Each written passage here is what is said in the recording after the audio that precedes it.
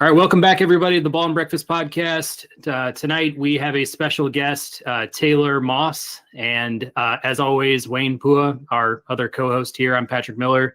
We're going to be talking college football playoffs here. They're right around the corner, kind of bowl matchups leading up to New Year's, and we're just going to break down the Final Four. But before we get into that, I want to set up my good friend, former colleague, Taylor Moss at the University of South Carolina. Taylor's from Columbus, Georgia. He actually attended the University of Georgia. He's going to share a story for you. But beyond that, he and I met at the University of South Carolina for our MBA program. And prior to that, Taylor had been a Peace Corps volunteer in Jamaica. Post USC, he actually went to Brazil for 6 years and worked at a United Health Group.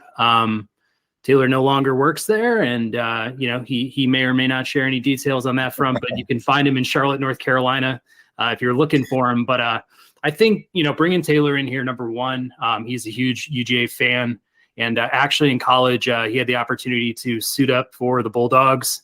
And on top of that, if you're on the interwebs, we'll share around a link, but he's actually done a podcast last year at the National Championship with some former college quarterbacks on predicting the game, and he got to, be there and see it live. So Taylor, I'm just going to kick it off to you to, introduce yourself and talk a little bit about your Georgia connection. Yeah, sure. I appreciate the intro, Pat. I can kind of stick with the Georgia part that I feel like is more relevant, or else I'll feel like I'll end up talking forever about stuff that might not be relevant to you guys' podcast. But yeah, like Pat mentioned, I grew up in Columbus, Georgia.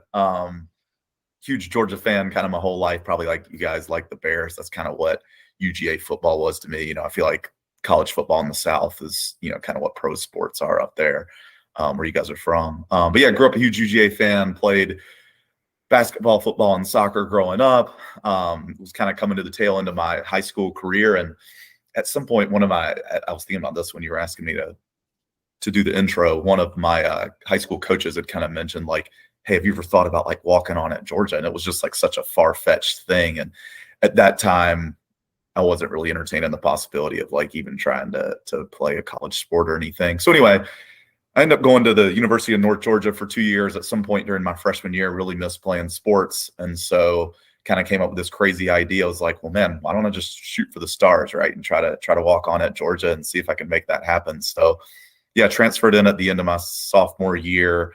I think I'd like sent some tape in to the coach who was in charge of just kind of managing walk-ons and things like that. So joined the fall semester, and you had me reminiscing when I was like writing about this earlier. But it was interesting when I first joined the fall semester. There's a difference between like high school workouts and then like you're in college and you're working out on your own. And then when I joined in the fall of 2005, originally the coach had said like, hey, you're going to come on in the spring, which was fine by me, right? Kind of work out in the weight room in the fall, kind of get myself in better shape to come on in the spring. They offered me the opportunity to come on like during that fall semester. And I don't know, in hindsight, maybe I should have just done that because I think that was the year we won the SEC championship.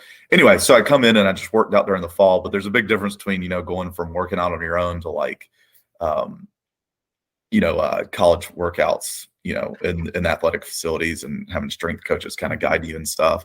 So it's definitely an adjustment mentally and physically, but incredible resources and stuff, right? Probably even much better now with just this arms race going on with all the facilities being built out and everything. But anyway, worked out in the fall, joined in the spring, kind of went through the full, like we did these things called mat drills in the morning in the spring, which is like brutal. You're getting up at 5 a.m.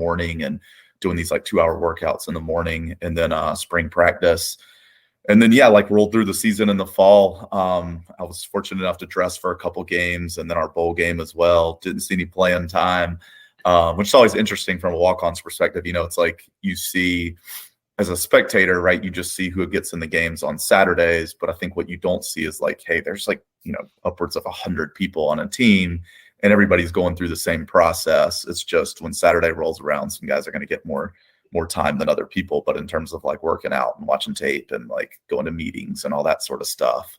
Yeah. And it was really cool to be a part of that process. Just for me, I was like, kind of like you guys probably are right now. Like that would be really cool to be a part of that. Like there was like a part of me that was just like a fan, of Georgia and everything. So it's cool, man. I'm glad I did it. I don't feel like it like defines me, but yeah, it was a cool experience. So Who were some of the players on that team? If you want to just name drop a few guys. yeah, we had, I think that freshman class was actually like really good. So just from the freshman class, No Sean Moreno, Matt Stafford, Geno Atkins, Rashad Jones, Muhammad Massaquoi. I'm trying to think of people who had like better pro careers. But yeah, there were a lot of, there's another guy, Akeem Dent, played in the league for a little bit. Those are probably the big name dudes. Other guys that were on that team that weren't part of that freshman class. Charles Johnson was a really good defensive end for the Panthers for a long time. Freak of nature. I think he like benched 500 pounds and ran like a 4.6 something, just unreal. But yeah, I don't know. Those are probably the big ones that come to mind. So yeah. We did have this one guy you just asked about. I thought about it. Jeff Owens was another D tackle. I think he set, if he didn't set the record, he was close for, they bench 225 at the combine. I think he did it like 43 times or something like that, like something absurd. But yeah, those were probably the big name guys. So yeah, it sounds like in this context, I'd be lucky to just, be able to bring out the Gatorade bottles and, assist these guys in rehydrating themselves at that point. But no, in any case, that's an awesome story. And, I think the other story I think is awesome if you want to tell, an elevator type story of just being at the national championship last year, what that meant to you and, getting to be in Indianapolis and kind of, wrapped up in all the fanfare. Yeah, for sure. It's kind of random how things came together. When Georgia lost the SEC championship game, that pushed them into the Orange Bowl. And coincidentally, I've got a buddy that lives in Miami who got the hookup with tickets there. I typically don't go to that many games, but he's like, I've got tickets. So I flew out of the Orange Bowl, which was cool. And then my brother had a connection to get us tickets to the national championship game, which is just like so lucky, fortunate to be able to do that, especially, that's the first time Georgia's won the title in like 40 or 41 years or whatever. So but yeah, so we flew up on we fly up Saturday. It was just a really cool trip. Obviously the game in and of itself is cool, but we didn't really have expectations about Indianapolis and things, and ended up going to Indy Motor Speedway and doing a few other things. It's just a really fun time, like with my brother. But the day of the game was pretty funny. The guy who had gotten us these like corporate tickets kept confirming. He's like, no, y'all are good. I've got the tickets. So like Saturday, still no tickets in hand though. Sunday, still no tickets in hand. So like Monday, my brother goes to work at a coffee shop and I go in there to see him and he's like, dude, we got the tickets. He's like, not only did we get the tickets, he sent us 4 tickets and they're like 20-yard line, 20 rows back Georgia side. So like, I'm like, we're like losing our minds, right? So I'm like, I would have sat in upper deck or whatever. But yeah, so he ended up having to work that day. I ended up going to this bar with a couple of buddies or this brewery to drink and just kind of hang out before the game, which is where this podcast took place that we were talking about. So we're kind of just drinking and you can feel the tension building, right? It's Georgia's in the title game for the first time in 5 years, but like high expectations. We're kind of the favorite now. You're playing Alabama. There's this huge, Saban versus Kirby Smart. Is this year that Georgia's finally going to like get the monkey off their back? You could feel like the energy and excitement just like building throughout that day.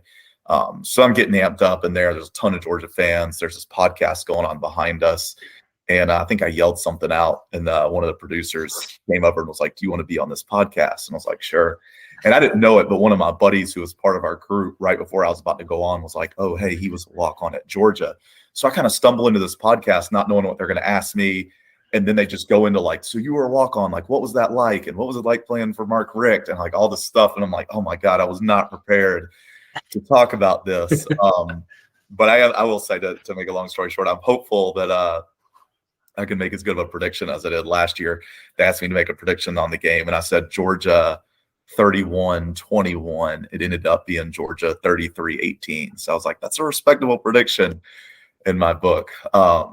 But yeah, and then of course we go from there and kind of roll into the game, and it was just an insane game. Our tickets ended up being really close to where Keely Ringo made kind of that like iconic interception, right, and the run back for the subsequent touchdown to seal the deal. But yeah, just like a really fun trip, and glad I had the opportunity to go. So yeah, definitely. I couldn't imagine being there for my own team, seeing them, raise the championship and everything else. So just a great experience. And looking at this year's CFP, they're back in it. They're back in the mix. They're going to be in Atlanta, the Mercedes-Benz stadium, going head to head with number 4 Ohio State.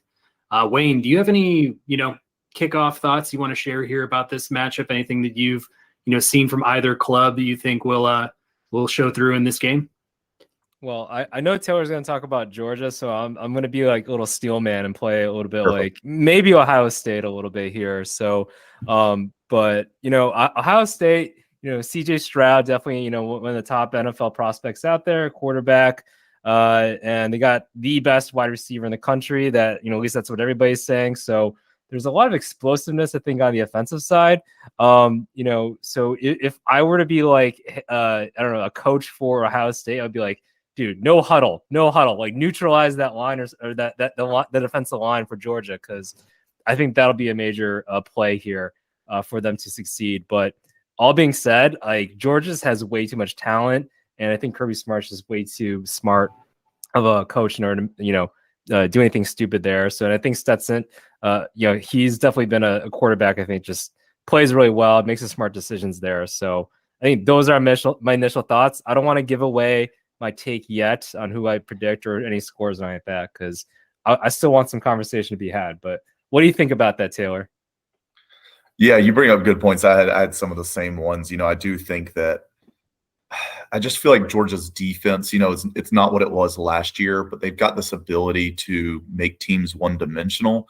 And I feel like when you can do that, and so a lot of people will complain and say, well, their secondary gets picked on. It's like, well, your secondary is going to get picked on if you shut down the team's run game, right? Like you're going to give up passing yards. And so I do think Ohio State will actually be able to throw it around a little bit. You saw in the LSU game, right? And certainly they don't have as talented of a throw. I don't think that Jaden Daniels is as good of as talented of a quarterback throwing the ball as CJ Stroud is. I don't know holistically their receiving core may be comparable or around the same as Ohio State's. But yeah, I do agree. Marvin Harrison's a really good receiver. So yeah, I do think that they're going to put up some yards. I mean, they threw for like 500 on us in the SEC championship game, which is just a crazy number. But yeah, I feel like if we can make it one-dimensional, I don't know if you guys saw today, Travion Henderson is their main running back, and apparently he is out for the game as well. So they're, the receiver, Jackson Smith and Jigba, that's how you say his name, who hasn't played much this year, right? So it's not really a loss. I mean, he would have made them better. I feel like he was able to play. But you lose a guy like that who I think would do wonders just in the ability to not kind of focus on Marvin Harrison Jr. And then you lose your top running back. I just feel like if Georgia makes it one-dimensional, it's just going to be really hard. So initially that's kind of what I'm thinking. And I'll try not to give anything away yet either. So yeah. Yeah, just kind of doubling back on, Ohio State, what they're going to have to do. I mean, kind of leaning on those offensive tackles of theirs, Paris Johnson, DeJuan Jones. I mean, they're going to be having to neutralize Jalen Carter, looking at Nolan Smith. So it's like, I don't know. I mean, part of me feels like CJ Stroud, Ohio State, they have to put up so many points in order to, really kind of overwhelm Georgia. Cause I just feel like, flipping scripts and having Georgia go on offense versus Ohio State on defense, it just feels like, Stetson Bennett was, looking like a Heisman candidate. I liked, McConkey is kind of like your slot receiver, do everything kind of receiver, very deep at running back. And, just watching, it live with you, Taylor, in South Carolina, it was, it was like watching, South Carolina invade, Georgia's practice. And then, Georgia just ran its sets, ran all the way down the field and just stifled them on defense. And Spencer Rattler looked like a high school quarterback out there. And I don't know. I mean, they lost 5, first rounders in last year's draft, but they return, just as impressive of a defense. And they'll be pretty much playing at home in Atlanta. So it's kind of like, I don't know. They got a lot of things going for them. And I know maybe the hunger of, coming back and trying to go back to back may not always be as strong for a team that just won it. But I mean, I don't see a lot of flaws there for this team. Yeah. And I guess as a Bears fan, I'm definitely be watching Jalen Carter because, there's been a lot of talk about him or like Willie Anderson, from Alabama. So, but at least, what I've seen on the highlight reels and everything, he looks pretty damn good. So, yes. Very much looking forward to that. No, for sure. You guys are getting into my kind of players to watch here now, but like just from a pure, those guys you just lock in on and you're like, I just want to watch this guy play football. I mean, he's an interior defensive lineman, right? So you could lock in on a middle linebacker and they're going to make a lot of plays. I don't know how many like tackles or, sacks a guy like that's going to have, but he just destroys offensive linemen. I was joking with somebody the other day. I was like, I feel like watching Jalen Carter play he probably feels the way I feel when I play football with like my 7-year-old nephew. Like I've seen him do things to linemen that I'm like, this is a 300-pound grown man and you were just slinging him around. So yeah, that guy's a specimen and he is a disruptor for sure, especially at the interior line position, right? Because I feel like defensive ends you can kind of neutralize a little bit if you can run the ball well, right? You can kind of neutralize their pass rush. But when you have somebody just like collapsing the pocket up the middle and they can play the run, I just feel like they can be a game changer. So I'm with you on that one, Wayne. Yeah, Sorry, I was gonna say I feel like they're just not gonna like even worry about the run. Like Georgia's defense is not gonna worry about the run at all, just because their backfield is depleted and all that. So and they got all those wide receivers. But yeah, Pat, you were saying? No, I mean just with them collapsing the pocket, you've got Ringo and Chris Smith on the outside too. So it's like even if Stroud is able to escape pressure and kind of try to find guys deep, and Ohio State was one of the top teams on balls 40 yards or deeper. It's like you still have to deal with maybe a pair of cornerbacks that will go in the top end of the draft. So it's like, I don't know. There's not a lot of holes here for Ohio State to find. And again, I think Stroud's going to have to play the game of his life. Yeah, no, for sure. Yeah. And if they can get the run game, if Georgia can get the run game going, like it's over. Like I don't see like, because if Ohio State's gonna have to play from behind like that, I just don't see them. Like they're gonna, in my opinion, like they have to score first, like in the like they have to come out guns blazing. Essentially, is what I'm feeling for them. So, and even if then, like I just don't see it for them. So. Are we getting to picks now? I think we might be getting to picks now. Wayne, kick it off. Yeah, I got Georgia 35 to I'm gonna go like 24 for Ohio State there. So Georgia, the winner here, 35, Ohio State 24. I like it. I'm just going to jump on top of that. I was going to go 34-24, and I swear I wasn't waiting for you to say that, but I just had that similar feeling where I feel like Georgia's going to keep the offense of Ohio State kind of held in check. And I think they're just going to have to, run clock and kind of manage the game, pretty conservatively. And I think in that process, they're going to score a lot too. Gotcha. I probably have a few more comments about this game. You guys can cut me off if I'm going too deep. So no. We kind of got into players to watch. And y'all are touching. This is like if the Bears were in the Super Bowl, you guys would have an extended. You got a lot to say. You did touch on one thing about Georgia playing at home, Pat. So this is actually the third game this year in Mercedes-Benz. So they opened with Oregon in Mercedes-Benz. They played an SEC championship game, and now this one. And is that something that makes a huge difference? No, but like if you're a coach, you'd like that familiarity there, right? Versus not having played there. Plus, it's just it's in the state of Georgia, right? So I would imagine you're going to have a few more Georgia fans there than Ohio State. A few other things you talked about the receiving core of Georgia and Ladd McConkey. Actually, at the game that we were at in South Carolina, A.D. Mitchell, who was actually Georgia's best receiver, got injured, and he's been out the whole year. He had a high ankle sprain. He tried to come back, hadn't really been able to come back. He's played a few plays here and there. Apparently, he has gotten healthy now, and he'll have another month to kind of get some practice underneath his belt. I think that's going to be huge. We have good receivers. We've had some other guys hurt too. Ladd McConkey's really good, but when you talk about putting less stud on the outside, who's your number one, and you can't really focus on McConkey, it just changes everything, right? You've already got the tight ends with Darnell Washington and Bowers, and then we've got some good backs as well, and some other backs that have started to get healthy. It just feels like everything's coming together at the right time, in my opinion. The other thing I was going to mention too, Georgia's had some struggles this year. The Missouri game wasn't pretty on the road. Honestly, could have easily lost that game. But the big games, I would say the three biggest games that we've had would have been Oregon, right? Came out. I've never seen the offense play that well. We scored touchdowns on our first 7 drives and punted like in garbage time at the end of the game. Won 49-3, clicking on all cylinders. The Tennessee game ended up being 27-13, but if you watch that game, that was not that close of a game. It started to rain in the second half. We kind of shut down the offense and ran the ball. It was that game, would have gotten way more out of hand. I think if there wasn't rain and if we weren't just trying to kind of, run the clock out.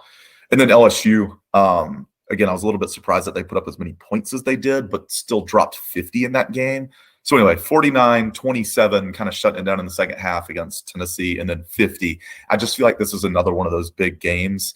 And one of you guys alluded to it, or I think it was you, Wayne, talking about giving Kirby Smart a month to prepare. I just feel like I follow things pretty closely, and somebody had mentioned, I don't know if this is true because it's kind of hearsay on the message board, right? But we've got co-defensive coordinators, a young guy named I just drew a blank on his first name. Glenn Schumann he's young. He's like 34, somewhere around there. He's going to be a head coach at some point. Super sharp guy, but he's co-defensive coordinator with Will Muschamp. And so apparently I'd heard that at some point when we had a bye week or something like a couple weeks before, it was like, hey, we're focusing on the upcoming games. Muschamp, you take Tennessee. Right. And so I feel like when you've got defensive coordinator, you got Muschamp, Kirby Smart, and then another young up and coming defensive coordinator with a month to prepare. I don't know. I just like Georgia in this game. My score prediction is pretty close to what you guys were. I said 38-27. I think we'll score. I do think Ohio State will be able to throw it around a little bit. But yeah, I think A.D. Mitchell is that guy, maybe a name you haven't heard of, that can really impact the game if he can start to produce at the wide receiver position. I just feel like that will get our offense clicking. So yeah. I was really waiting for you to drop the Chris Farley super fan score, just 135 to zip, Right. something like that. But no, that sounds. I mean, we all kind of seem to be, somewhat in the same boat here. So we'll see how that one goes. On the other side of things, we've got number 2 Michigan against number 3 TCU in Glendale, Arizona. Why don't we start with Taylor? Why don't you kick that one off and kind of what you're seeing in that matchup? Yeah. You guys probably know this one better than me. I was trying to listen up on some things. I do like college football. I'm probably more of an SEC expert than anything else. Georgia played Michigan last year in that semifinal game, and it was an embarrassment for Michigan. They had the Joe Moore Award is given out to the best offensive line. So their team actually won that, or their offensive line won that award last year. Well, they're in the running for it again this year. Georgia and Michigan are the top 2 finalists. It does seem like they, again, have a good line. I know that Donovan Edwards guy, he was a big time recruit. I think he's a sophomore now. Georgia recruited him heavily. The quarterback, who seemed like the better quarterback last year, but was a true freshman and kind of split time, does seem like the better option of the two. I haven't watched them play as much as I have some of the other SEC schools. But obviously I think like everybody else was kind of impressed with what they did against Ohio State.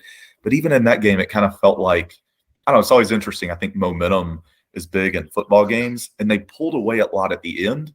So while the final score was, very lopsided, that to me is very different than dominating a team from the first quarter on.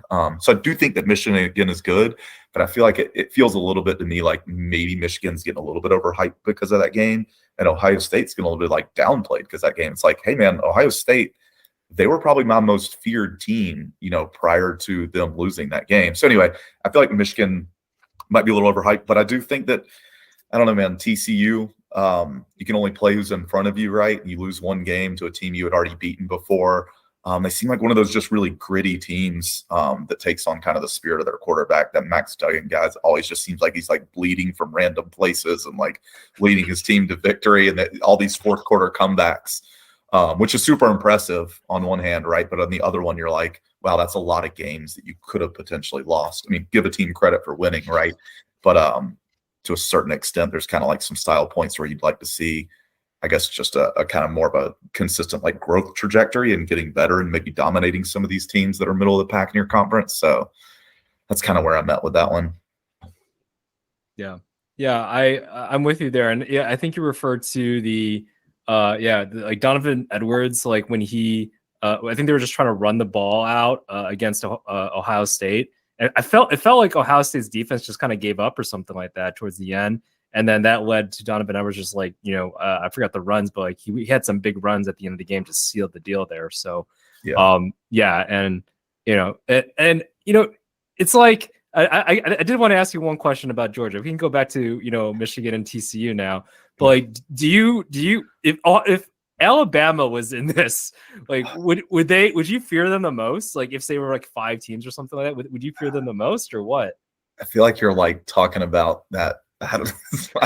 I was trying to make an analogy, Wayne. It was like the one that got away or something. It was like, I feel like I was like, no, Wayne, you're married right now, but if that one girlfriend came back that you like, I'm kidding. Yeah, man, it's like PTSD with Alabama. Certainly if it was Alabama, Ohio State, and Michigan, that is a stronger field in my opinion than TCU, right? Like, because I don't know, man. Alabama's just surprised me this year because you've got arguably one of the Will Anderson probably is, if you look at his college career, is probably the best defensive player in college football. And then you've got Bryce Young, who I still feel like he probably is the best offensive player in college football, right? I don't want to get into like Heisman Trophy and stuff, but like, yeah, I mean, Bryce Young's really good. So yes, that does strike fear in me a little bit, to be honest. Particularly when I was looking at a potential matchup of, it was like at one point towards the end of the year, I was looking like it was going to be Georgia, Michigan, TCU, and USC. And I was like, oh, sign me up for that. Like, I don't think it gets any. I'm not saying you're cruising to a title, but TCU and USC didn't fear me. So yeah, to your point, if Alabama would have gotten in, yeah, I mean, you never know what can happen, right? So yeah, no, I'm with you there. I think yeah. With regards to what you were saying, it's like TCU doesn't strike fear to me, but Alabama would, and I think that was like the whole, I guess, controversy over that. But that's I think that's where I'm at with, I guess, this matchup with Michigan and TCU is like, okay, like, yeah, it's not in Alabama, nothing like neither of these teams like necessarily driving a lot of fear with me. I get Michigan's undefeated. They've had a really great defense. And then their offense, like, it's definitely, run heavy, I think, with Donovan Edwards. I know they had Corum and all that, but he's been hurt. So, it definitely is like, I think they're just going to try to make, like, TCU is definitely going to try to make JJ McCarthy, like, try to beat them with his arm and stuff like that. But, Ronnie Bell and Cornelius Johnson, like, if they can get big plays out of them, great. But, with TCU's defense, I think they've always tried to like keep it close and we're just formidable. So I think this will be definitely a closer game than I think either fan sides would agree upon. But I think overall, going forth though, I definitely want to see TCU though contribute, because like, yeah, Max Duggan is like a crazy guy, I feel like, and he's like the guy you want him on his team. It's like our like this generation's like Tim Tebow. I feel like he just like runs into everything and just has no remorse for his body or whatever. So and I am looking forward to watching Quentin Johnston like on like the big stage there, because again, as a Bears fan, I'm kind of scouting right now, and if we got to trade back a little bit, I think he could definitely be an explosive wide receiver with high upside there. So yeah, Pat, what do you think? Well, you guys touched on the running game. I'm just looking at the defense for Michigan. They're number 3 in the nation. Mike Morris, Mozzie Smith on the D line. They're going to be first to second rounders. I feel like if they can control, Max Duggan at the line, I mean, that could take away, a huge threat with his legs. They also have Kendre Miller, TCU, as a 1,300-yard rusher. I mean, if they're, again, controlling the line, I think they could take away 2 of their weapons. I guess once they get ball in hand, go to JJ McCarthy, dump it off to Donovan Edwards. And, I think it'll be kind of like a Georgia setup against OSU, but in this game as well. I feel like there is probably a little bit more upset potential in this matchup than the other. But I guess I'll just lean on a very conservative, type of matchup for this game. But, we can go into predictions, but, overall, I think Michigan's going to have the upper hand here. Yeah. We can go to predictions. Yeah, what's over here? Yeah, I'll just say this is going to be 24-21. I think it'll be a little bit lesser scoring. I think Michigan just coming out with their defense probably be something TCU hasn't seen all year. Given playing in the Big 12, I don't know how many stout defenses they had to come across. I don't know where SU might rank across the board in college, but yeah, again, I think wasting clock might be to Jim Harbaugh's advantage in this one, and I'll just throw that score out there. Yeah, I got 28-24. I'm gonna lean towards Michigan here, actually. So I'll be with you there. But Johnson, I think, is the scary X factor. I think I'll say that. So like, I don't think that there's I know Michigan has a pretty decent secondary and all that, but I don't think there's anybody that can guard him actually on Michigan's side though. So that's where I'm looking at it. If TCU were to upset, is Johnson, I think would play a big factor there. So, but yeah, I don't think that's going to happen. So I'm going to be maybe more on the conservative side and say Michigan 28-24. So. Yeah, I was going to say 34-24 Michigan. Without having watched as much of those as many of their games as I have maybe some other teams.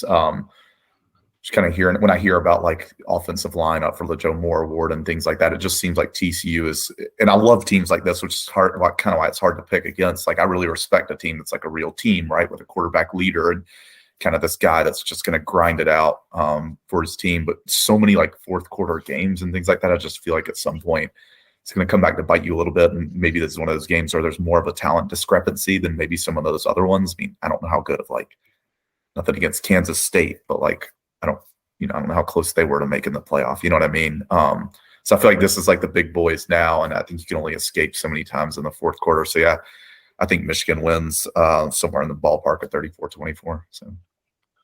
It's kind of crazy too, because I feel like when we make these predictions in whatever sport, especially a sport like baseball, I feel like college football is kind of the same.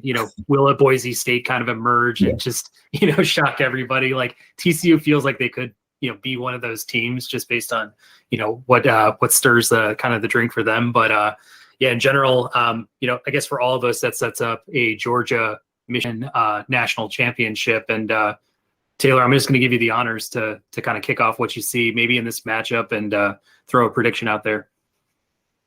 Yeah, I was not prepared for the prediction, but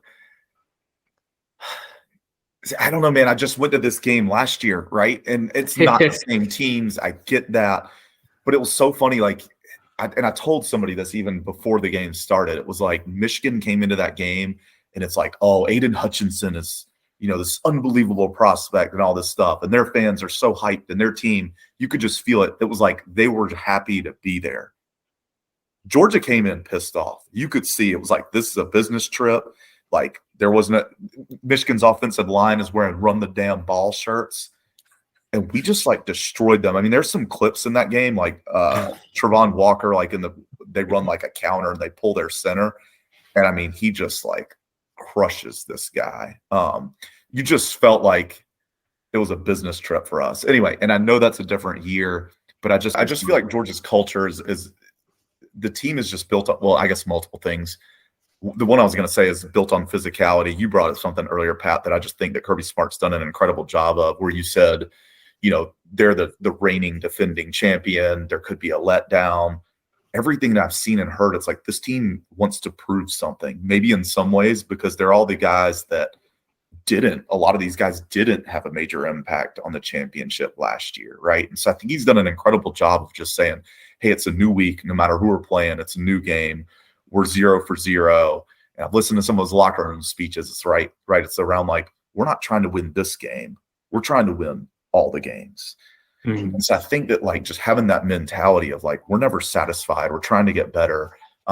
This culture of physicality that I was kind of talking about, even when Will Muschamp came to Georgia, he made a comment. He's I've never seen Tuesday practices as physical as this. He's as a coach, this is what you dream of. And I think the downside of that is you probably have a few more injuries. The upside is that they say that practices are harder than games. So if you think about going against having just a physically demanding practice and going against players on the other side of the ball that are probably equally as good or better than whoever you're going to play in the game, I just feel eventually that just wears teams down. Ohio State, talent-wise, they're as good as Georgia. But let's see what happens in the third and fourth quarter. And so your question around the Georgia-Michigan game, I just feel it's similar. This culture that's been established of this is who we are. Our identity is to be just a big physical team. And I think that one of the things that I think it's, in my opinion, a little bit overlooked with Georgia is, you talk about the tight ends, and they're both incredible in their own way. I'd heard somebody made the comment. It was like, you've got Gronkowski with like Darnell Washington, and then like Kyle Pitts with Brock Bowers, right? So you got like one, and it's just two really good tight ends. But I think that what that does, aside from just the ability to their pass catching ability, when you come out in formations, you can't really like zero in, right? If Ohio State comes out with 4 wide receivers, can they run the ball? They can, but it's going to be like a draw or something, right? When you come out and you've got tight ends and they're like spread out wide, and then you can do anything you want. And so I think it neutralizes some of this. Like, I know that they've got it, that Ohio State, and I'm sure Michigan does as well, has, some good pass rushing ends, just like they did last year, right? Ojabo and Aiden Hutchinson Ojabo was going to be a first round pick until he got hurt in the combine, right? And it's all you hear about. They didn't even, you never even heard their name in the game. So I feel like the physicality plus what you can do with these tight ends at Georgia, and we're not one-dimensional, right? If it was just a pass-first offense, it's like, we'll just turn your defensive ends loose, but you can't do that. So I just think it's so hard to prepare for. And again, I go back to what I was saying earlier. In the games where it really mattered, where it was a big hyped-up game and we had time to prepare this year, our offense just kind of showed out. So, yeah, I feel like it would be similar this year, especially after seeing the same two teams play last year. It'd be such a dominating performance. And then, the same thing I said earlier, where it feels like there's a lot of other players coming back. A.D. Mitchell's our number 1 receiver, true sophomore, coming back. We just got another really good tailback in Kendall Milton, who had been hurt the whole year. And honestly, I was a little bit frustrated with him because it seemed like he was running kind of timid. I think I actually mentioned to you in the South Carolina game, Pat, he got tripped up by shoestring tackles a couple of times. He's back and had, I think, over 100 yards the last game, just looked like really good. So it just feels like a lot of things are coming together. And then, you put Stetson Bennett back there, and I just feel like he's the conductor and doing and just orchestrating the entire offense. And the one thing I will say, too, this is another thing I had in my notes, whether it's a scripted run or just him scrambling, when teams have to account for that, Georgia's offense is completely different. And I don't think that we should do a million design runs. I don't think that's how our offense is built. But I do think it's good from time to time to either let him scramble, run a bootleg, and if there's nothing there, let him turn out. Because we saw it in the Tennessee game when early on, I think it was our first touchdown drive, they blitzed right up the middle, and he just smoked this linebacker out to the side. He dives to the pylon, and he does his call me thing, because they had gotten his cell phone now. But it changed the whole complexion of the game because they knew they couldn't blitz anymore. So anyway, I know I'm throwing a lot out there, but with all those things, and this is the super homer biased pick, right? I just feel like we saw this game play out last year. So if it is Michigan and Georgia in the final, I feel like score prediction, maybe like a 38-24 or something like that. I just feel like Georgia shows up to that, right? The talent isn't there, but I think the desire, these guys want to prove that of all the people that went to the NFL, that was great, but we're really good too. So what reasons or what areas do you think that if Michigan were to upset, where do you think the weaknesses would fall for Georgia? It's interesting. I'm certainly not saying that no team could establish the run. I just don't see that being consistent. I also don't think you can abandon it. I think you're going to pigeonhole yourself and end up losing if you just completely abandon the run. So just because you aren't ultra successful, I think you still have to stick with it. But to me, Wayne, it's the secondary. I was just very surprised at, and I think that because of the brand of football that we play, there's a lot of things going on behind the scenes that I don't think that fans really get. I think we're leaving our corners out on an island a little bit more to say, hey, we are going to stop the run, right? Run a lot of man coverage. And sometimes if you're a cornerback and they throw a really good back shoulder fade, what do you want a corner to do, right? You can be in perfect coverage. So I just think that really good offense can beat really good defense. So I think that our secondary, there's a lot of talented guys there, but if there is a vulnerability, I do think our secondary is good. It's just, if you can throw the ball, it's kind of hard to stop sometimes. And I think we saw that against LSU. And then another thing I just had to watch for, you guys are talking about players. I think that, you'll hear all about the Jalen Carters and Brock Bowers and all that. But we got a true freshman at safety. The guy's going to be an All-American. He's probably going to be a first-round pick in 2 years. He's a true freshman, Malachi Starks. I don't know if you guys remember when we played Oregon. He's the one who did that kind of falling backwards pick at the beginning of the game. It's kind of his coming out party. He missed on a couple of balls in like man cover 2, right? Where it's like he's over the top. They just throw a ball. He just misjudged it. LSU scores a touchdown. I don't think we're getting a lot of that with Chris Smith. You had mentioned him. He's a 5th-year senior, just got nominated as an All-American, really good. But if Malachi Starks, true freshman, do you try to pick on that a little bit as a safety?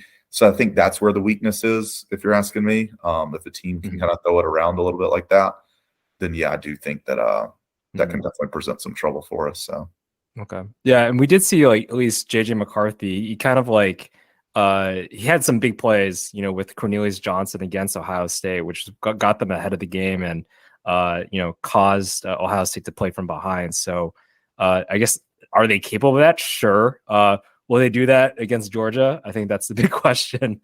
Right. Yeah. So, but no, that I think that makes sense. yeah, I was thinking about that when you were talking about it earlier. I feel like for me,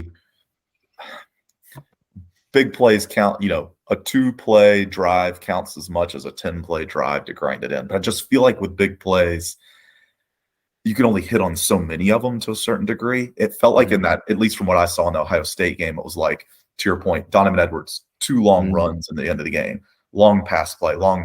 I didn't see the rest of it, so maybe this isn't a little bit of uninformed opinion, but to me, there's just a very big difference. It's almost the opposite of the way that Georgia plays. Like, I don't know how many plays over 40 yards we've had the whole year, but it's probably not that much. It's just these like stable, consistent drives. But yeah, you're right. I mean, if you hit some of those, like, hey, I can sit here and say your offense looks better if you can produce consistent drives, but like 3 plays that are big plays for touchdowns, that's 21 points. That's a lot of points. You don't need to do that much outside of that to win a game. So yeah, it's definitely scary when you got playmakers like that you're going against. So yeah. And for the record, I am going with Georgia on this. So, but I just want to hear your take on that. No, so, you're good. Yeah. I'm going. I think they'll contain them and the Michigan's offense. So, you know, if Michigan advances, right? But yeah, I'm gonna go like 40 to like 14. I think it'll be on the side of the blowout more so of there is my prediction. I just don't think the Michigan offense has the talent. Great. Yes, they have an offensive line which should help neutralize it more, but even then, yeah, secondary backers, I still think they have enough talent there to stop them. So yeah. I'm kind of joining Wayne here. I was thinking 42-20, and I'm sure Taylor's probably cringing right now because he doesn't want us to kind of overhype his team going into this I'm pulling my computer out the window at the end of this. I'm superstitious. Yeah, but it's like in every facet of the game that we're comparing the two teams, it's like UGA seems to have the upper hand here, and it's like maybe what I said earlier doesn't ring true. I mean, will a team be motivated to come out after winning a championship to win another? I mean, if we look at any of, the major 4 sports in pros or even in college, I mean, if there's a place where dynasties are established, it's in college football. And it feels like, Clemson had their run, Alabama had a run. It's like, who's not to say this is Georgia's time? This is Georgia's run. And yeah, I couldn't sit back and say, Michigan, who goes up against an Ohio State, maybe the University of Illinois, squaring off against a team that's been battle tested. He's, beat up on Tennessee. He's played Alabama, LSU, even South Carolina on the road, took care of them. It's like, I mean, you guys just play in a different conference. It's a different league. It's a different standard. And, one stat that really stood out to me is Georgia in the red zone is number 1 on offense and number 1 on defense when you get to the red zone. So it's like in the times that matter most, when they're holding the ball, they're probably going to score. And when the other team's, actually getting into their territory, they're able to, kind of hold down the fort. So it's like in that, just Michigan coming back and trying to be, Rudy in this matchup after getting trounced last year. I just don't see it happening. Yeah. The big plays. There we go. The big play. You can't be in the reds. You don't have. Yeah, I think that's Michigan's thing. Just get big plays and then don't even worry about the red zone stuff. So yeah. So the only other thing I'll say is if Jalen Carter was my guy, just to for you guys to pay attention to on defense, just from a pure I like watching football, and this guy is just a physical specimen. I don't know how. I know when we were at the game, Pat, I pointed him out multiple times, but Darnell Washington, Wayne, I don't know if you're familiar. He's listed at 6'7", 270. They say he's more in the 6'8", 280 range. I know I'd shown him to you, Pat, there. It's really impressive. He'll line up sometimes next to Brock Bowers. Well, Brock Bowers is like, he's 6'3", 6'4", 230, 240. It's not a small human. Darnell Washington just like dwarfs him. And the way that Georgia uses them, it's like having a left tackle who can pull and just destroy cornerbacks and stuff. And I saw it last week against LSU. On our first drive, they got called for a chop block because the dude made a business decision. He's a corner, and you got this guy 100 pounds bigger than you running at you. Like, are you going to take him up top? Like, hell no. You try to cut him, right? But yeah, just anyway, I would feel bad if I didn't say, like, just watch him because it's a unicorn, right? There's this guy's 6'8", 280. He's a tight end. Like, I don't know of anybody else, even in the NFL, who's that big. That can Have they even unleashed him this year? Like, I don't even know. I mean, in the game we went to, I didn't even see many plays from him, but has he like had big games for Georgia this year? Is he just like, yeah, I mean, he's really interesting. When I say he's a unicorn, like I really do mean that because I mean, you could take him for a month and like just take him out to eat and he'd be a left tackle. He'd put on 20 pounds, and he'd be really good. And I think that they got him as the third-rated tight end in the draft. I don't know who's second. That Michael Meyer guy out of Notre Dame is probably number one. But I think that NFL teams are going to recognize his ability as a blocker. But to your point, as a casual fan, he probably hasn't had a game where he's had more than like 5 or 6 catches. But when he does, he's just so hard to bring down. But, it's always that thing where it's like, hey, I've got this really good, talented weapon on offense. It's like, well, who's not going to get the ball? Are you not going to give it to Brock Bowers? Are you not going to give it to – so I think they do a good job of utilizing him. But, yeah, I mean, you're going to see more of him, I feel like, blocking than catching the ball. I think he's only caught 1 or 2 touchdowns this year, which to me, when you get in the red zone, it's like just lob it up to him. He's 6'8". So, but, yeah, watching him in the run game, for me, just as a football fan, is like – it's so exciting, and also I just feel really bad for the players on the other team when he pulls around. It's like you're about to get wrecked. So, yeah. Wow. I was gonna say I could imagine like maybe like a team like the Ravens or something like that utilizing him like along with like Mark Andrews, right? Something like that would be nuts then. Right. That's actually a good comp. I feel like Mark Andrews he and Brock Bowers. They're similar in that way. Darnell Washington, he's just different, man. He's big. But yeah. I don't want to talk about Mark Andrews. He's just completely ruined my fantasy team this year. So I'm just gonna, all kidding aside, that's us looking at the CFP. Just wanted to ask you guys, are there any other bowl matchups that you're interested in watching? I think will be, great games. And then were there any other players around these upcoming bowls that you're interested in seeing a little bit more? Yeah, I can go first. I mean, kind of next up on line, Tennessee and Clemson in a way. There's a lot of Tennessee players I think that are, I think are on the Bears radar. But just NFL talent. A lot of, I got the wide receivers on Tennessee. With Tillman and was it Halen or whatever. A lot of good wide receivers that I think have a lot of NFL prospects towards them. I think a lot of people are predicting them like second, third round probably there. They have some awesome tackles and defense as well. And yeah, they were I think one of the top ranked teams in the country, like top 3, right, for a while there. Defeated Alabama and yeah, I think that'll be an exciting game. Clemson too has a lot of NFL talent there as well. So yeah, I think that's just one game, obviously, kind of picking up the next on the line there. But yeah, I think, from a football fan perspective, that's definitely something I've highlighted. Yeah, I was actually going to mention that one too. It'll be interesting, Hendon Hooker, who would have definitely, I feel like, been in New York in the Heisman Trophy ceremony. And maybe that's even a little bit unfair to not put a guy in because he tore his ACL in the second last game of the year at the end of the game. But yeah, I mean, their offense was as explosive or more explosive than any offense in the country this year. Like you said, they were ranked number 1 when the first CFP rankings came out, and then played Georgia that same week. But yeah, the Tennessee Clemson game for me as a just from being down here. I know Clemson's not in the SEC, but it's like it's just a bunch of orange, which is like the hated color for me down here between like Auburn, Tennessee, Florida. Clemson's like way too much orange. There's gonna be a lot of orange there, and then it's the Orange Bowl too. It is. Yeah, it is the Orange Bowl. But it also feels a little bit to me. I'm very curious about that game because Tennessee's obviously on the upswing, right? This year was a huge jump for them. Heupel's in his second year. They had missed on like a lot of coaches, right? After they thought they had their like savior in Lane Kiffin, and then they've gotten burned with Pruitt and Dooley and all these other coaches, right? Who just weren't very good. And then Heupel comes in and didn't have a lot of like hype, for lack of a better word, behind them, but has done really well this year. It's like, can they reproduce that next year? Sounds like they're still going to have some receivers. I think Jalen Hyatt, the one you had talked about, is coming back next year, I'd heard. But I think Hooker's, he's like one of those 5th or 6th year COVID type of guys. So I think he's out. So it's really interesting to me. I think you've got one program on the upswing.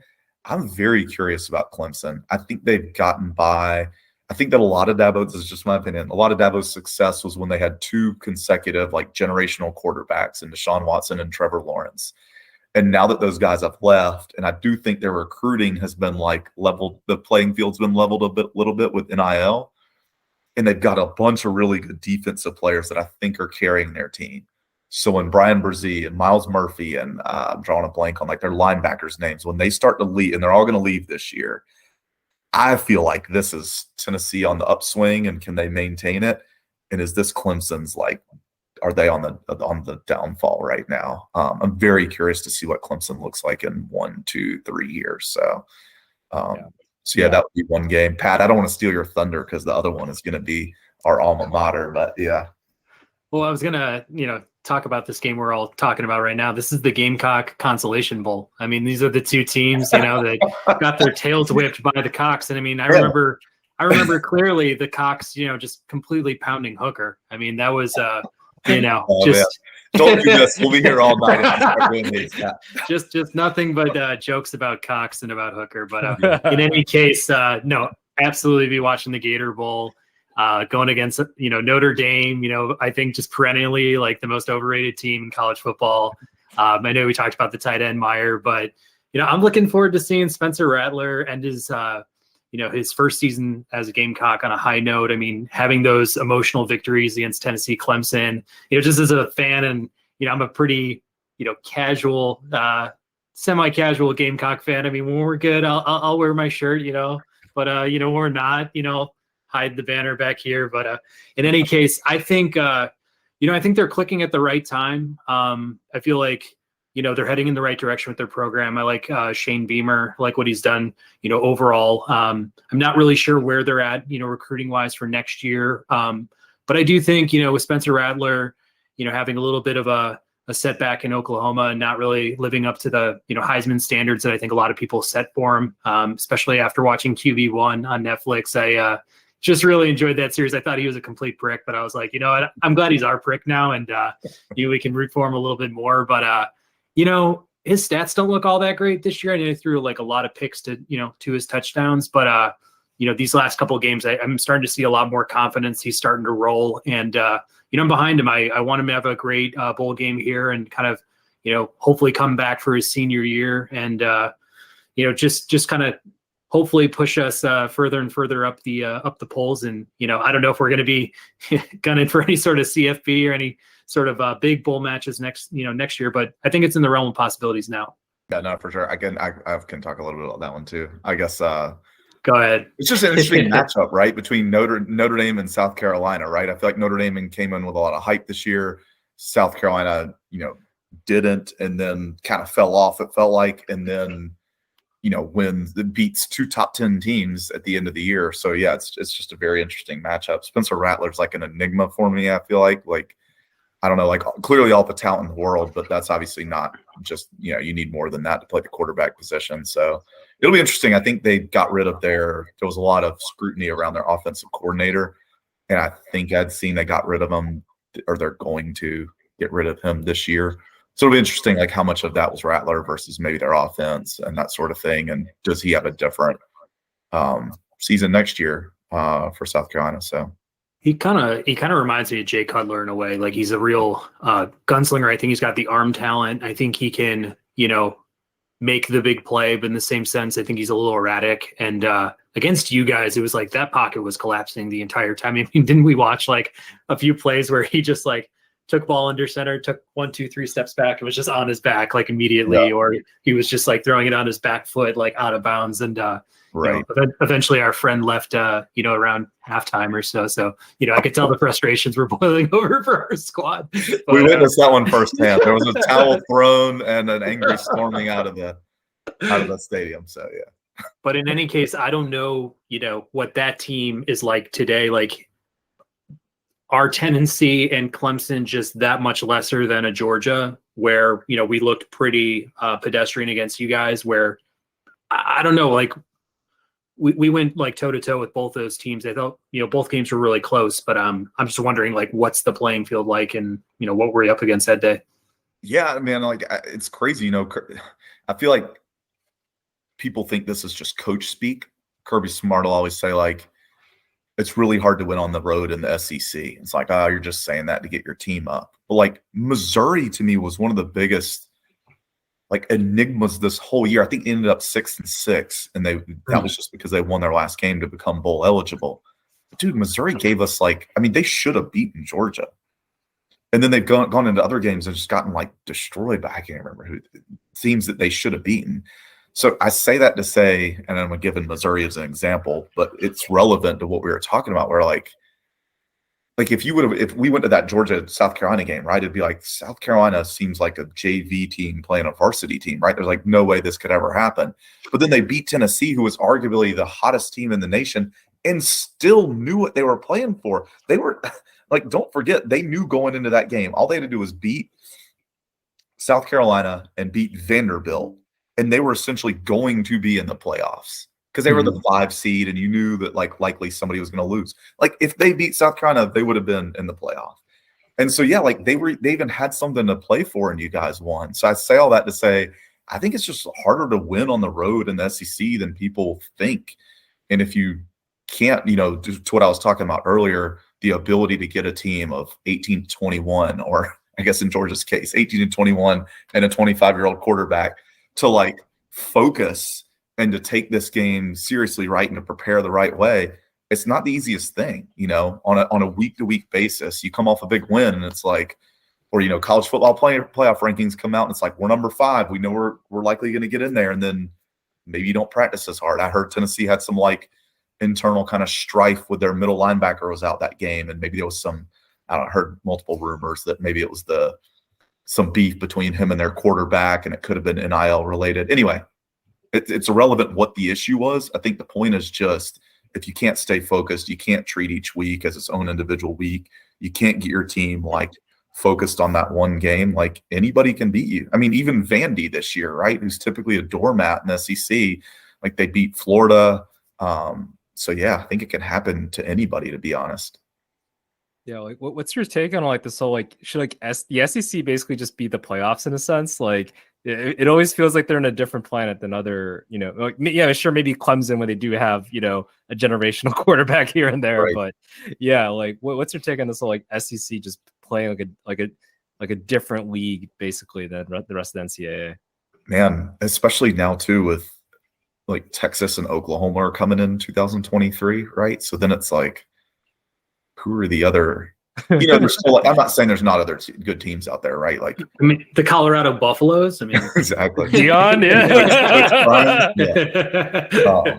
But yeah, it does feel that way. And I will say I'm super biased in this, right? But since you asked the question, it's a little bit frustrating too if it's like when you get into bowl season, right? And then it's say Notre Dame beats South Carolina or something, right? Or whoever, some other team outside of the SEC beats an SEC team, and it's like, oh, well, is the SEC just overrated? It's like, it's different to go through the grind week in, week out, of an SEC schedule, in my opinion. Maybe I'm biased. I am biased. But then just to go into a bowl game that, like, honestly, like, how many bowl games do teams, like, really care about at this point? I feel like half of them, players are opting out and things.